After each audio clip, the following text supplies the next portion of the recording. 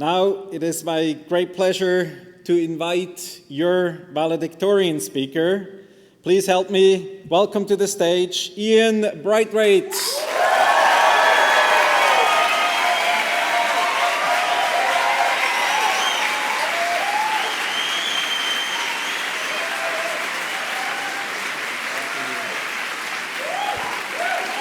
Oh my God. Woo!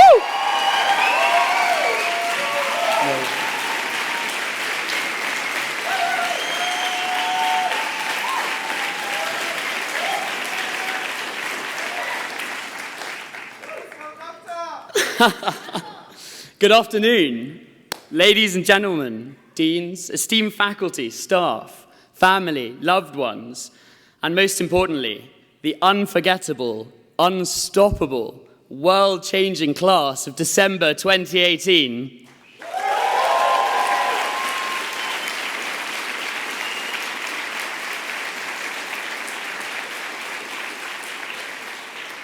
Today is an incredible day. The opportunity to share just a small moment of this indescribable year with our loved ones. I came to INSEAD totally unprepared, which, as those of you that know me, may not come as a total surprise. I was dropped off unceremoniously on the outskirts of Fontainebleau by some friends in the January cold. Intimidated and suddenly alone, I gleaned at the INSEAD sign through the driving rain, and I was hit with the singular thought, what the hell have I done? I had left my old life as a doctor behind me, the warm predictability of medicine, a life filled with charts, stethoscopes, and night shifts, for the grand opportunity to chase fantastical dreams for my future. But a week later, as I stood, still in the rain, tasked with building a children's playground, I paused to watch my Italian and Senegalese groupmates try and figure out how to work a power drill, and hit with the sudden, utter absurdity of the scene before me, the thought struck me again, what the hell have I done? But at some point, we all release our cynicism this year and give in to the inescapable pull. There is a magic at INSEAD, an addictive cocktail of promise, potential, and ambition. And as I stand here today, a year later, a year older, and perhaps a little bit wiser, I look back and realize what a fool I was to think that a year surrounded by these people in this place could be anything short of incredible. We, this class, this band of people gathered from all corners of the world, from all races, all religions, all backgrounds, together have both the privilege to do anything and with equal force, the responsibility to do something. There is a bubbling hum of energy from the corridors of Fontainebleau to the glass walls of Singapore, the singularly powerful promise of potential, of plans being hatched, friendships being forged, of startups emerging, of grand ambitions being laid out and discussed at length. Even babies were born. This viral energy overtakes each of us as we try and make sense of where we are going, of what we want to achieve. Each of us on our own journey of self-discovery, and yet inexorably linked. It is rare to go by for a day to go by at INSEAD without feeling humbled by how much this group of people have already achieved, and yet the hunger we have to do more. Consultants, military officers, engineers, consultants, entrepreneurs, bankers, and more consultants, all smashed together in study groups, study rooms, houses, and sections. These seemingly arbitrary groups evolve to become so much more. They become our families, our friends, and our support. If anyone had any doubt of this, I would suggest they should have visited the Marriott in Phuket 3 days ago, where coloured armies of screaming MBAs laid waste to innocent Marriott referees and each other, engaged in our most ancient forms of warfare: dodgeball, volleyball, and some seriously impressive choreographed dancing. We are loyal, we are passionate, and at times, maybe just a little bit competitive. This year, we were exposed to cutting-edge thinking and research by the world's leading professors. The pace was furious.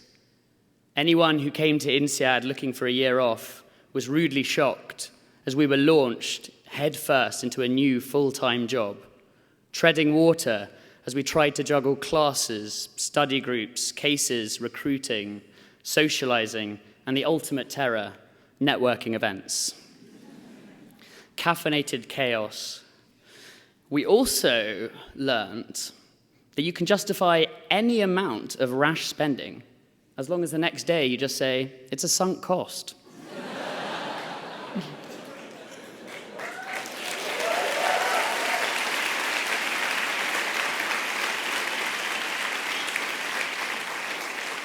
We learned that you can be first at anything as long as you take a 3-year rolling average. Sorry.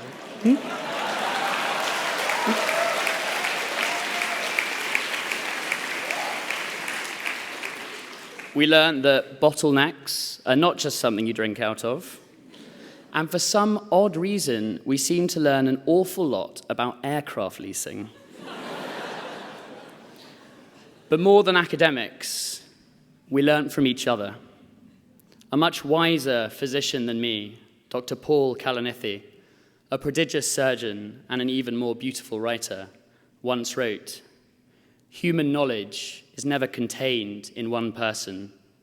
It grows from the relationships we create between each other and the world, and still, it is never complete."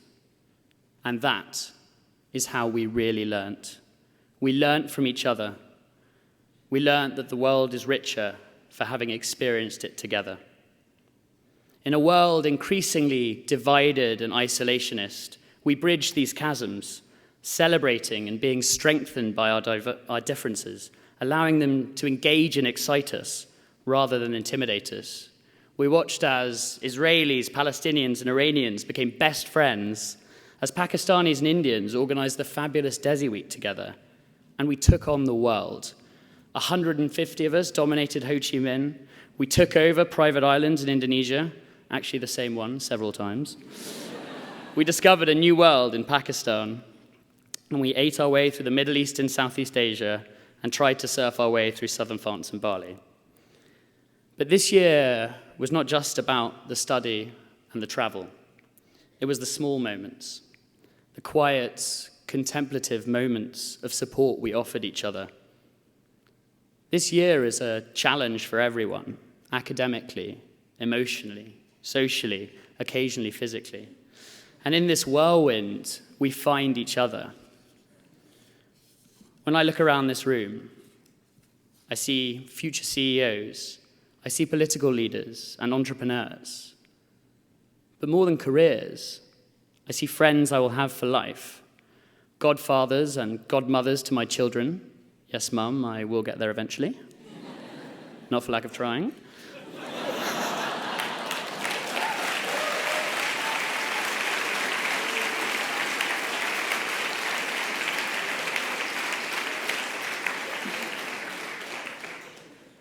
In the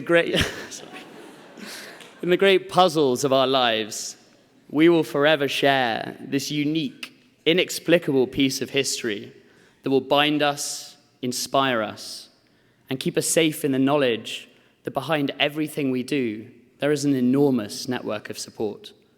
Victories will be sweetened, and defeats will be softened, because we do them together.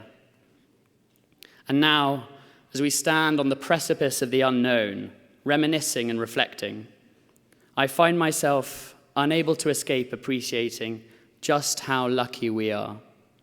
Lucky to have been given and seized the opportunities to come here. Lucky enough to have the intellectual capacity to survive this year. Lucky enough to be sitting alongside each other today. In a world riddled with inequality, we will be in positions of leadership, duties wrought of fortune. Some may lead thousands, some may simply lead themselves. But wherever we are, in whatever we do, we can strive for greatness.